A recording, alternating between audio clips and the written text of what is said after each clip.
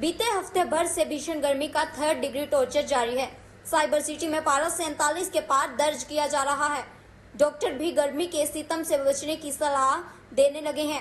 गुरुग्राम के chief medical अफसर की माने तो अगले कुछ और दिन हीट वेव लू चलने की संभावना के मद्देनजर एहतियात बरतने की सलाह दी जा रही है। वहीं सीएमओ गुरुग्राम की माने तो सीधे धूप की जद में आने से बचें, घरों के खिड़की दरवाजे बंद रखें, छोटे बच्चों और बुजुर्गों का खास तौर पर ध्यान रखें। पिछले कुछ दिनों की अगर हम बात करें तो टेम्परेचर लगातार एक बार फिर 45 या उससे ज़्यादा चल रहा, बल्कि 46 से 48 के बीच में टेम्परेचर ना केवल दिन का रहा, बल्कि जो सबसे ज़्यादा चिंताजनक विषय था वो ये था कि रात्रि का टेम्परेचर जो है वो भी बहुत ज़्यादा रहा। और जहाँ तक मुझे याद है कि कई सालों या हमारे जीवन में पहला एक ऐसा मौका था कल जिसमें रात का टेम्परेचर ऑलमोस्ट 35 यानी 34.8 मिनिमम दर्ज किया गया। तो आप अंदाज़ा लगा सकते हैं कि रात को भी कितनी गर्मी रही होगी। और बिल्कुल पिछले कुछ दिनों में हीट रिलेटेड इलनेस के केसेस हों, चाहे वो डायरिया वोमिटिंग के केसेस हों या जिसको मैं कहूँ कि थकावट बुखार होना, ये केसेस डेफिनेटली हॉस्पिटल में रिपोर्ट हुए हैं। लेकिन एक अच्छी बात मैं सिर्फ गुरुग्राम डिस्ट्रिक्ट की ये कह सकता हूँ कि अभी तक कोई हीट स्ट्रोक या हीट से कोई अनफॉर्चुनेट डेथ जिसको कहूँ वो अभी तक रिपोर्ट नहीं हुई है।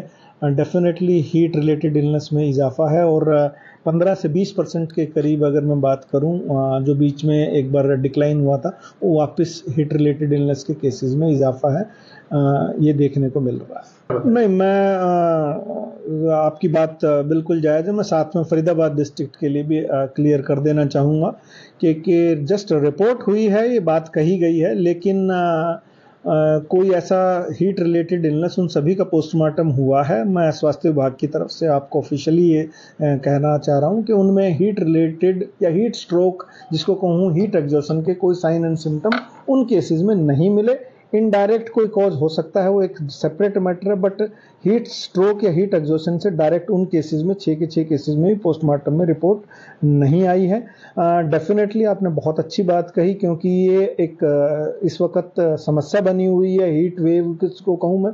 तो इससे बचने का सबसे बढ़िया तरीका ये है कि आप दोपहर को बिल्कुल बाहर ना जाएं।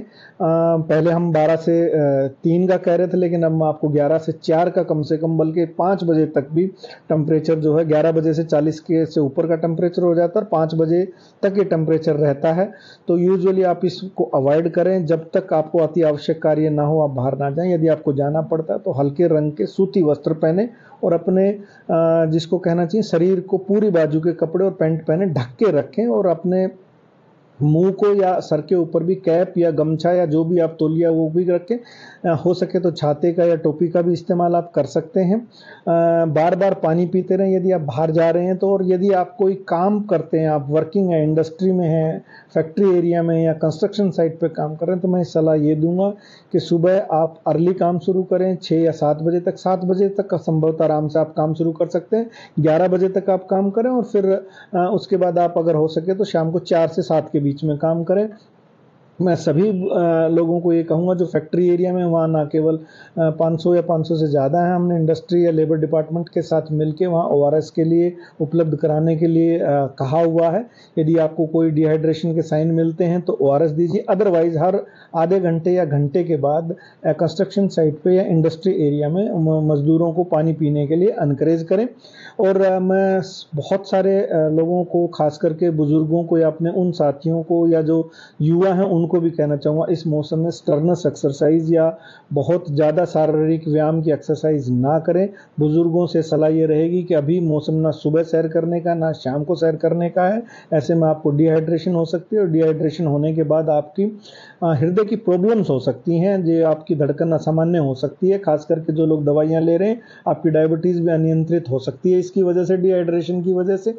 इसलिए आप जो है सैर करना अवॉइड करें। सबसे ज़रूरी बात यह है कि बच्चों का भी अवश्य ध्यान रखें। घर में भी आप लोगों को बेहद ज़रूरी है कि जाली के दरवाजे ही लोग ये सोचते हैं अक्सर कि हम इनको खुला रखेंगे या इनको कर देंगे तो गर्मी नहीं।